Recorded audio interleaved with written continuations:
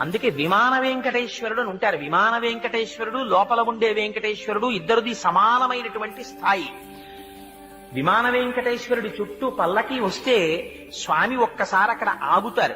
విమాన వెంకటేశ్వరుడు ఎంతటి దర్శనమో లోపల ఉండేటటువంటి ధ్రువమూర్తి దర్శనం కూడా తత్తుల్యమైనటువంటి దర్శనం. రెండు సమాన స్థాయిలో ఉంటాయి. అందుకే విమానానికి పేరుంటుంది.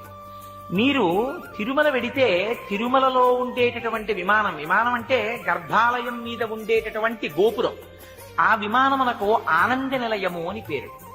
అదే మీరు శ్రీరంగం వెళ్ళారనుకోండి, శ్రీరంగనాథుడు పడుకుని ఉంటాడు. ఆ విమానానికి పేరేమిటో తెలుసా అండి? ప్రణవాకార విమానము అని పేరు. అదే మీరు కంచి వెళ్ళారనుకోండి, కంచిలో వరదరాజస్వామి ఉంటారు, పుణ్యకోటి విమానము అని పేరు. విమానానికి ఉండేటటువంటి పేరుని బట్టి మీకు కలిగేటటువంటి సిద్ధి, ఆదర్శనం చేత వచ్చేటటువంటి ఫలితము నిర్ణయింపబడతాయి. శ్రీరంగం వెళ్లి శ్రీరంగం విమానం కింద నిలబడితే ప్రణవం అర్థమవుతుంది, మీకు భగవానుడికి ఉండేటటువంటి సంబంధం తెలుస్తుంది. కోటి జన్మల పుణ్యము ఘనీభవిస్తే మీరు వరదరాజస్వామి దేవాలయంలో విమానం కిందకెళ్ళి నిలబడగలుగుతారు.